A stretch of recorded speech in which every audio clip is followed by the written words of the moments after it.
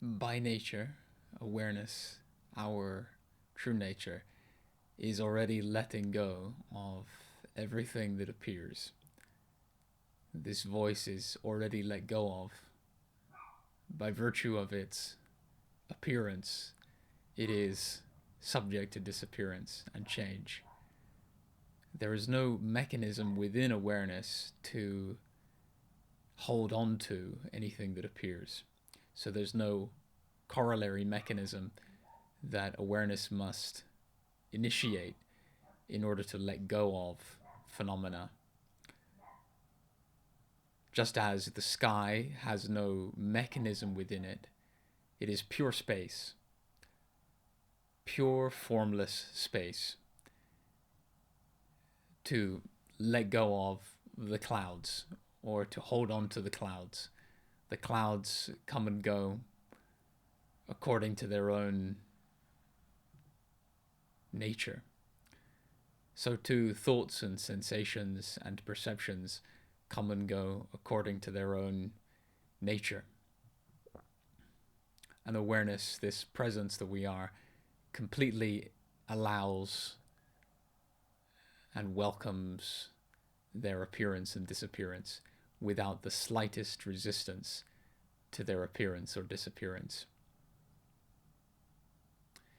It is only an imaginary self that is encoded with a belief that it holds on to some things and let goes of other things. And that self is conceptualized. And so that self, along with all of its holdings and practices of letting go, are machinations of the mind, of a thought that appears in the moment and disappears the next moment, or is maintained for a while. But all the while, there is this presence of awareness that we truly are, which is the background of our experience, that is ever presently aware of the comings and goings of these thoughts, which claim that I, this conceptual identity, am holding on to some patterns of my psyche and letting go of other patterns of my psyche. Or I've been holding on to this pattern for so long and I would like to let go of it. There's no need to desire to let go of a mental or physiological pattern, for all of those patterns come and go. The pattern of embodying a human form comes and goes. There is the birth of this form and the death of this form. And there is no way to resist that. There is no way to prevent the death of the body that we know of. But inevitably, however long we prolong the existence of this body, the manifestation, that is the totality of what is manifest, has a beginning and an end. Whatever begins has an end. So this form, being limited, has a beginning and an end. Whatever is limited, whatever appears, must disappear. So just knowing this experientially, noticing that every thought that comes goes, every sensation that comes goes, every behavior that comes in the moment also goes. It's only an idea in memory. It is only the suggestion that memory refers to an actual time that is not taking place now, but is imagined to have taken place in a past. Past, again, is a concept. So time has been conceptualized in the moment, and within this concept of time is another concept, that there is a pattern that has been repeating for so long, for a period of time. And there is the projection, perhaps, that this pattern will continue in the future. Again, the idea of the pattern and the idea of the future are thoughts conceptualized in the moment.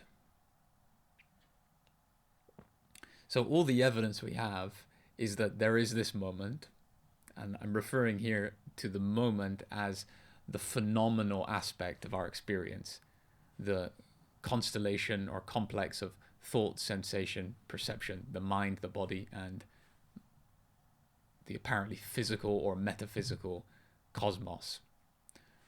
All of that is the moment that awareness is aware of. Awareness being the non-phenomenal aspect of our experience, that which is non-objective, the pure subject.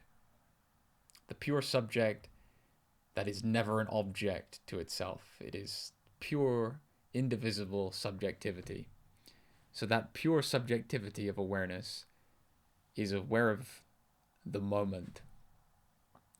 So that's all the evidence we have. The nature of this awareness is, if we look, non-conceptual, non-objective. And the moment appears, and within the moment is a thought that conceptualizes time, an entity that's traveling along a line of time, and various patterns of behavior or emotions, thoughts, sensations that have recurred, have taken place in the past, and may take place in the future. So how to be free of all of that and let go of all of that? Simply recognize that those behaviors, patterns, sensations, or whatever phenomena we are observing are coming and going. They are going without us initiating a practice of letting them go or making them go through a choice. They go by themselves. And likewise, before they come in the moment, they have not come. There is no evidence that they have come before. There is just a thought of a supposed memory of a past. There is the postulation of a past in the moment now, that there has been a habit or a pattern. Without reference to that thought, there is no evidence in the reality of the moment that there have been any previous habits. So, interestingly, that is the way to recognize our freedom from all of these habits. We have no habits. As awareness, we have no patterns or behaviors. We are just stably present now.